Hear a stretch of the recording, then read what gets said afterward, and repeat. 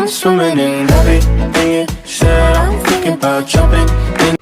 Assalamualaikum warahmatullahi wabarakatuh. Nama saya Nasma Aulia dengan NPM 23012076.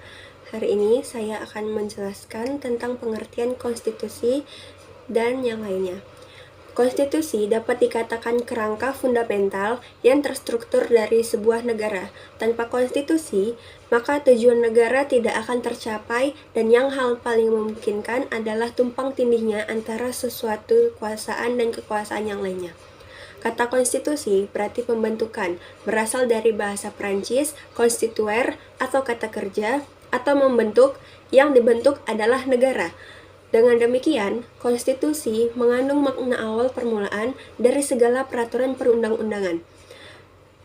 Negara Belanda menggunakan istilah grondwet atau berarti sesuatu undangan yang menjadi dasar atau grond dari segala hukum. Indonesia menggunakan istilah grondwet menjadi undang-undang dasar. Konstitusi dengan istilah constitution atau Verfassung dibedakan menjadi undang-undang dasar atau Grundgesetz karena suatu kekhilafan pandangan orang mengenai konstitusi pada negara-negara modern. Maka pengertian konstitusi itu kemudian disamakan dengan undang-undang dasar. Kekhilafan ini disebabkan oleh pengaruh paham kodifikasi yang menghendaki agar semua peraturan hukum ditulis demi mencapai kesatuan hukum, kesederhanaan hukum, dan kepastian hukum. Besar pengaruh kodifikasi sehingga setiap pengaturan hukum dasarnya penting harus ditulis, dan konstitusi yang ditulis itu adalah undang-undang dasar. James Bridges mendefinisikan konstitusi sebagai suatu kerangka masyarakat politik atau negara yang diorganisir dengan melalui hukum. Dengan kata lain, hukum menerapkan adanya lembaga-lembaga permanen dengan fungsi yang telah dilakukan dan hak-hak yang telah ditetapkan.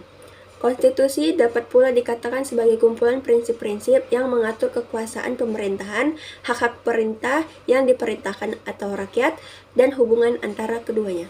Konstitusi umumnya bersifat kodifikasi, yaitu sebuah dokumen yang berisi aturan-aturan untuk menjalankan suatu organisasi pemerintahan negara.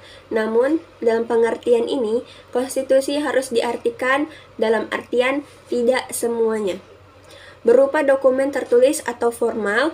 Namun menurut para ahli ilmu hukum maupun ilmu politik, konstitusi harus diterjemahkan termasuk kesepakatan politik negara, kekuasaan, pengambilan keputusan, kebijakan, dan distribusi maupun alokasi. Saya Maulidia Manurung ingin menjelaskan perubahan Undang-Undang Dasar.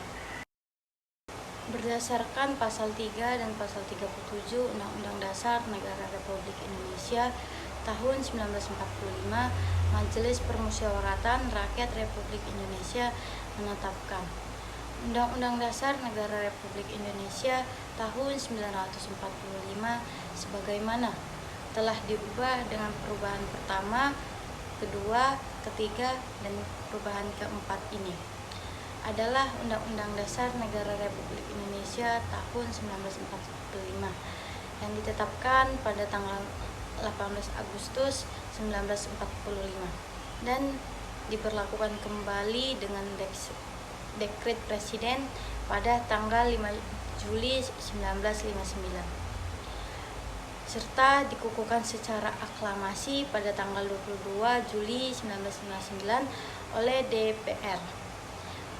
Penambahan bagian akhir pada perubahan kedua Undang-Undang Dasar Negara Republik Indonesia tahun 1945 dengan kalimat perubahan tersebut diputuskan dalam rapat paripurna Majelis Permusyawaratan Rakyat Republik Indonesia ke-9 tanggal 18 Agustus 2000. Sidang tahunan Majelis Permusyawaratan Rakyat Republik Indonesia dan mulai berlaku pada tanggal ditetapkan. Mengubah penomoran pasal 3 ayat 3 dan ayat 4 perubahan ketiga Undang-Undang Dasar Negara Republik Indonesia tahun 1945 menjadi pasal 3 ayat 2 dan ayat 3. Pasal 25E perubahan kedua Undang-Undang Dasar Negara Republik Indonesia tahun 1945. Penghapusan judul bab 4 tentang Dewan Pertimbangan Agung dan pengubahan substansi pasal 16 serta penempatannya ke dalam bab 3 tentang kekuasaan pemerintahan negara.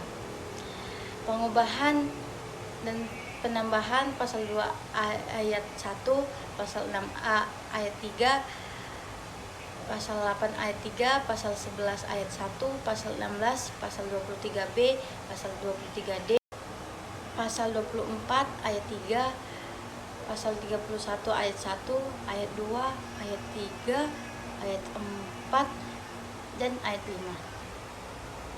Pasal 23 ayat 1 dan ayat 2, pasal 33 ayat 4 dan ayat 5, pasal 34 ayat 1, ayat 2, ayat 3, dan ayat 4, pasal 37 ayat 1, ayat 2, ayat 3, ayat 4, dan ayat 5. Aturan peralihan pasal 1, 2.